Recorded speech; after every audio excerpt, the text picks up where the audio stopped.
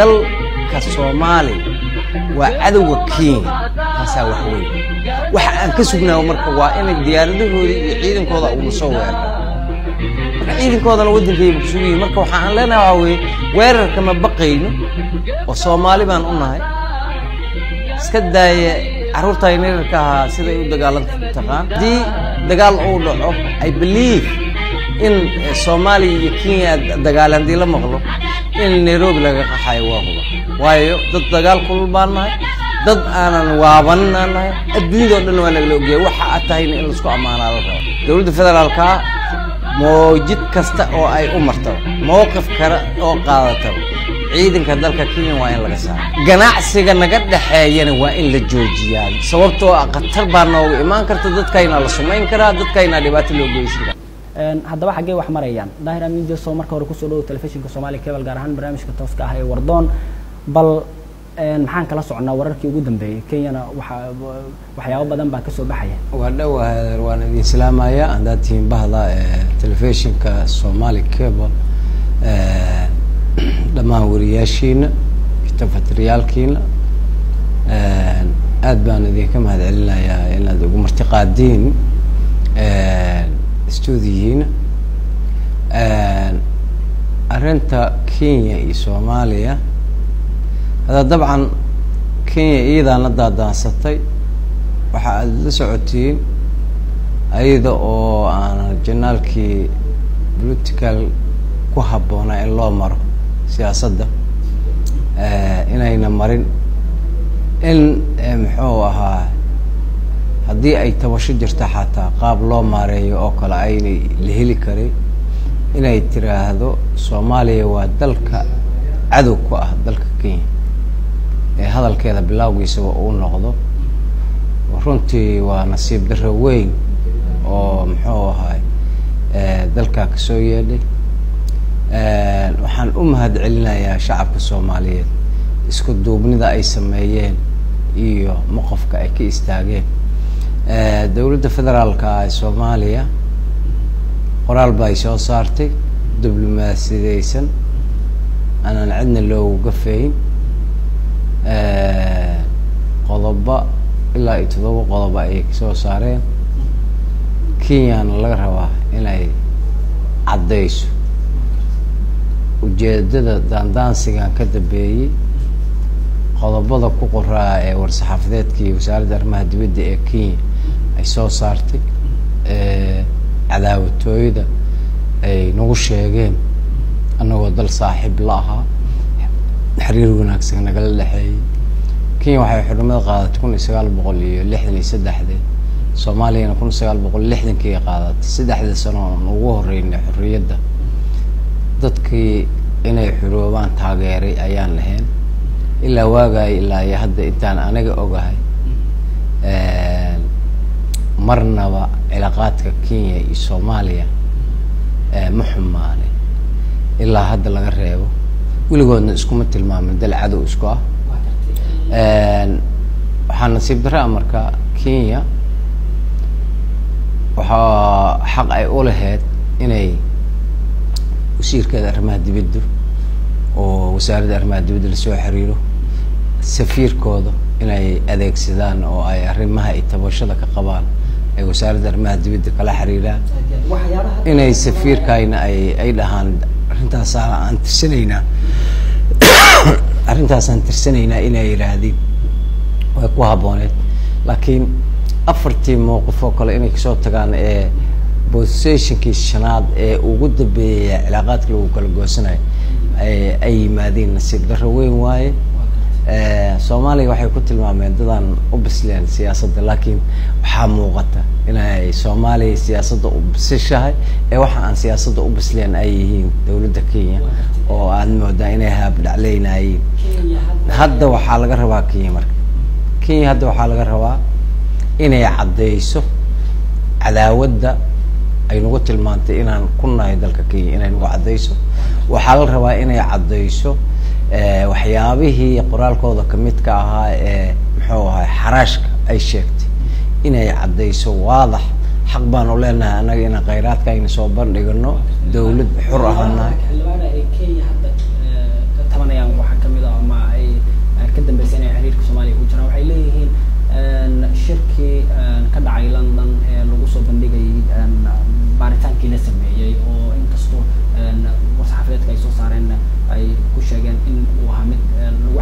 dhulka baaritaanka lagu sameeyey ee shirkaas lagu soo bandhigay ee ku teedsan xeebaha badweynta Soomaaliya marka qayb kamida Kenya sidii hadda sheegaysay maadaama xildhibaanada ka mid tahay miyaa ku jira mise waa wax Kenya ay markaas iska sheeganayso anigu waxaan qabaa Soomaalida maamahay badan tahay moogtay waxay yiraahdeen orgiga oo hinta ka weyn Kenya xaraash iyo bandhigid anaga aan soo sameeynay iyo kheyraadka dalkayna oo aan xurka u nahay inaan muxuu ahay aan caalamka soo bandhigno arinteeda way ka weyn tahay dabcan in Soomaaliya qarnimadeedii iyo sovereignty-geedii ay ku xadgudubto kali waxa aan dhihi karaa waxay isleedahay Soomaaliya maanta ay nugu shahay laakiin qoraal maalin wata aan sameeyay waxaan ku yiri libaaxa gaboobay doqona daayar mood Soomaaliya haddii ay u arkaan inay tahay dawlad liidad never xataa burburkiina soo maray garoda ma la laasan hanala dilo ama in lagu soo xadgudbo dawladda ka waaweyn Kenya ayaa farangelin Soomaaliya inay ku sameeyaan isku day iyaga ka qoomeynaya ayaana xiriirkayni saaxiibtimo dib u wanaagsan marka waxaan leeyahay Kenya inay dib isugu noqoto waxyaabaha hadda maanta Soomaaliya laga rabo Kenya aniga ahaantayda ka xildhibaan ahaan aan isleeyahay waa in dawladda federaalka aan arintaas aan kula xisaabtami doono haddii ay baalmarto waxaa kamid ah kow Kenya waa inay cadaysaa cadaawadda ay nagu tilmaantay inaan dalkeeda u qabno labo xaraashka ay sheegtay anagu waxaan soo bandhignay muxuu ahay kheyraadkayna iskaankii dhulkayna la saaray ayaan si caadi ah shirkadaha ku shaqada leh aan ugu soo bandhignay xaraashka ay sheegteen inay cadayso waa rabnaa meesha tan badayna oo ay hadda iyada nagu haysato anaga kuma haysano badeeda laakiin iyada hadda badayna nagu haysato kuma ayna jirin xataa meeshaas muxuu ahay baaritaankii researchkii la sameeyay kuma ayna jirin maxkamadda caalamiga ayaan loo gudbiyey anagu dad garaadkooda iska korsan yahay ayaan nahay oo aragtidooda ay ka fog tahay in muxuu ahay meel dacwadeeda ay weli socoto in muxuu ahay aan ku daadaansano dad kale waayo annagaaba dacwado geysanay xoolahayni oo ay nagu haysato waaye maxkamadda caalamiga ahayna taalla marka in maxay aheeday ay Kenya ay daadaansiga ilaa xeerkaana ay samayso anigu waxyaabaha ku kallifay ma garanayo laakiin waxaan hubaa Soomaaliya ayay aqoonba u lahayn Kenya aqoonba uma laha Soomaaliya waxay ka garanaysaa qoraalka dawladda ayna ka soo baxay never dad siyaasadda u bisil muxuu ahaa aragti fog leh ee aan dalalka diriska la ah Soomaaliya aan ku xadgudbin kala garanayo wrong and right kala garanayo ee directly wixii lagu soo eedeeyay ugu jawaabayaan ayada waxaa laga rabaa marka inay cadayso cadaawadda aan u qabno waxaa hubaal ah oo dawladda federaalka ah xukuumadda laga rabaa dal nagu tilmaamay cadow inaan u nahay dalka Soomaaliya qodobka koowaadaas ku mid ah waa cadowga dalka Kenya dad aamini madaxdoodii ugu sareysay ay saas aamineen ciidankooda inay dalka ku sii jiraan ma waa in aragti kala laga qaataa intaasna waxaan kordhinayaa mas'uuliyiinta sare ee dawladda ee hadda maanta jooga dabcan ciidamada Kenya markii horeba waxa la sheegaynaysan iyagoo aan ciidanka Amsom koofidooda ka garnay Amsom waxa mandate Amsom ay ku joogaan mandate Amsom laakiin dhibaatooyin badan oo ciidamada Kenya ay ka geysteen baa jira xadka iyo goobaha hadda Soomaaliya ay kaga sugan yihiin sida jubbooyinka wixii xadguduba ay geysteen waa la baarayaa horena waa loo baaray dhulka waa ogtihiin waxaa jooga niman shabaab la yiraahdo oo aad u dhib badan ay joogo eega ruuxooda dhibaatada loo geystay ceelcadda way ogaayeen ceelcadda dadkii jooga shacabka ay dhibaatada ciidankii ay u geysteen waa ognahay waxa soo dhacdooyin la soo maray oo aad u xanuun badan bay ahay laakiin hadda tan taagan waxa ay ka weyn tahay dal cadow ah ayaan nahay inay nagu tirto iyo imay naga tirto iyo dalkaas cadowga nagu tilmaamay ciidankiisa ma aamini karno in muxuu ahay carrada Soomaaliya uu ku sii jiro beesha caalamka ayaa soo galaysa arrintan mandate waxay ku joogeen amisom uma malaynayo dalka kale ku tilmaamay inuu yahay cadow inay ciidankooda hala sii aaminay ha sii joogaan inay ku talin doonaan marka rule la mara ayaa jirta madaxda sare waxaan ka rabnaa haddaan nahay xildhibaanada in ciidankaas dalka laga saaro ayadoo loo maraayo muujado kale oo aanan kii ana ku muxmaynayn laakiin ayadaa tiri cadow ayay nagu yihiin Soomaaliya marka dalka markuu kugu tilmaamo cadow waxaad ka sugtaa waa in iskugu soo duula marka inta uu nagu soo duulin ciidankiisa yaa amisom ahaan u joogay ha nagala saaro marka kadib aan ka wada hadalno wixii oo dalka gobolka geeska dabcan oo ay hudud ka tahay Itoobiya iyo Soomaaliya iyo Eritrea dabcan marnaba hadda dawladda Kenya kama hadlin mana soo weyn Kenya isbeddelkan xageeba iyada ka tahay annaga ka Soomaali ahaan aniga Soomaaliyan oo hadlaya Kenya wixii ay aaminsantahay damcan saxaafada jirtay ida sheegi doon ka Soomaali ahaan waxaan aaminsanahay maalintii saxaafada warka saxaafadeed oo soo baxay wasaaradda arrimaha dibadda maantaan ka qatar badanahay anaga sababtoo ah ganacsiga nagala dhaxeeyay waa noola soo sumeyn kara ilaa cadow aan nagula tilmaamay dal cadow ku dalkaas aan nagula tilmaamay ganacsiga nagala dhaxeeyay waa noola soo sumeyn kara ciidamadooda ayaa hagardaamo ka geysan kara ilaa dalkii cadowga u ahaay ayaan nahay marka Kenya ilaa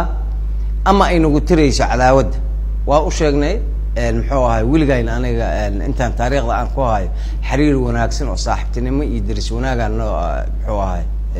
anoo dhaxay shacabkayna waa caawiyeen xilligii oo muxuu ahay dagaaladii sokeeyay ee burburkii sax abaalkaas oo u hayna laakiin waxa ka weyntaas in mas'uulkii wasaaradda arrimaha dibadda iyo madaxdoodii ay soo saaraan muxuu ahay Soomaaliya waa dal safiirka waa la dhihi karaa iska bax dawladda dhibaatadaas aan ka tirsanayna naga soo qanciya wax weyn uma arkaan laakiin dalka Soomaaliya waa cadowga Kenya taasa wax weyn waxa aan ka sugnaa marka waa in diyaaradahoodii iyo ciidankooda uu soo weeraraa marka ciidankoodana wadankayba ku sugiin marka waxa aan leenahay waxa weey weerarka ma baqayno oo Soomaali baan u nahay iska daaya carruurta yaryarka ah sida ay u dagaalanto taqaan oo haddii dagaal uu dhaco I believe in Soomaaliya iyo Kenya dagaalan dii la maqlo in Nairobi laga qaxay waa huba sure waayo dad dagaal kulul baan nahay dad aanan waabannahay adduunyada dhan waa naga ogyahay waxa aad tahay in la isku amaanaa la rabo annaga kali marka dawladda federaalka waxa aan ka rabnaa haddaan nahay xildhibaanada federaalka dawladda federaalka موجود كستا أو أي أمرتوا موقف كرا أو قادتوا عيدن كذلك كينيا وين لقى سارة دولة كينيا وين يسوع عديسة على ودا أي نقطة ترتي جناح سجن نقد حيانا وين للجوجيات سببتوا قطر بانو إيمان كرت ضد كاين على صومين كرا ضد كاين على بات اللوجويسين كرا طبعا اللي بانو خلاص عطا إن سوالف بدن جناح سي كله كينيا و dadka Soomaalida ee ganacsiga ku leh inta badan waa dad nationality Kenya haysta xaqal damina inta badan waa dad haysta nationality Kenya dad wajeer Gaariso Bombasa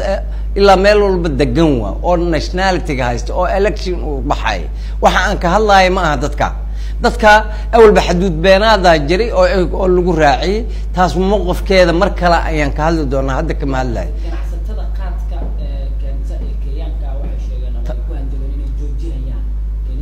يا ريت أنا وحابة يراتي دنا هنوك جرمال كنا سيغاس دراجس أنا ولا صوديبا دولار بام بحلنا هاي يراتي الصومالية واحد لبعض لقفوا واحد كلا كين سيدا بقى أنا واحد نوجي ماذا فير ديار ذي إيو ترى لغو مرائي وحس أو محوها تروسنا لو تجاي دلحيسة لو تجاي وحس وحيابا يريرا عالم كبدان ديارته عالمي هيا سو دغاي waxaan awoodnaa inaan trust kayn iyo wadiiqadayn iyo dariiqayn iyo rule kayn meel kale aan ka dhigano waxa xaqiiqa xilligii 1900 iyo muxuu ahay 91 wixii ka horeeyay badda Kenya waxa laga control jiray Soomaaliya halkaana laga control raadeerkaana control jirbadoodan ilaalin jirnay nimanka hadda dhahaye badayna lagu haysto marka anagu qaran jiraan nahay macaamil fiican adduunyada la leh dhibaata inaan dal diris aan u geysano ma rabno laakiin muhiim waxa ah wixii lagu sheego inaad meel fiican ugu meerataa la rabaa Kenya waa inay nagu tirtaa ama ay naga tirtaa hadda dawladda Kenya dabcan warqado badan bay soo saartay hadda waxyaabaha ay ugu dambeeyay soo saar waxa kamid ah in haddii ay rabto Soomaaliya inay isku soo dhawaadaan la wada hadlo in ay ka noqdaan kiiska ama dacwadii arrimaha badda maxkamadda caalamiga haddaan ka noqon dawladda Soomaaliya hadda maxaa la gudboon fiiri fiiri xilligii afgaradka ay saxiixeen dawladdii muxuu ahay 2009 baarlamaankii diidiyaan ka mid ahaa haddii aan ka noqonaynana dacwo lama gudbiseen waxaan rabnaa in si clean nadiifa aan ugu garbaxno ma doonayno dawlad naga da'yar waaye Kenya ma doonayno inaan isqa qabsano waxaan rabnaa in si nadiif ah oo muxuu ahay mowqif degan ah inaan ku kala baxno waayo waa ku sheegay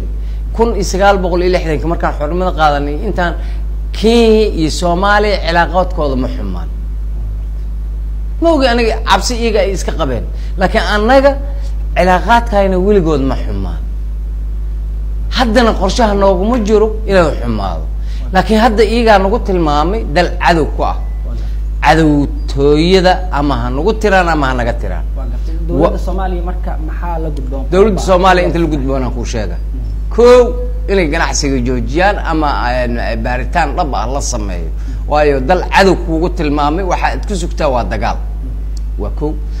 dalka cadowga nagu tilmaamay ciidamadiisa dalkeena ma sii joogi karo waa in beesha caalamka iyo AMISOM iyo muxuu African Union la xiriira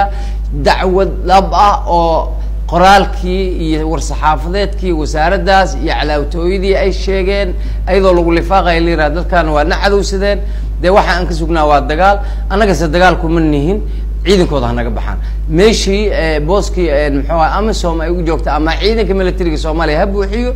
ama dawlado kale oo na aaminay anagana aan aaminayna jirta oo aan cadow nagu tilmaamin haka la keen waa gartay aad baa ma santahay Lwandara Media soo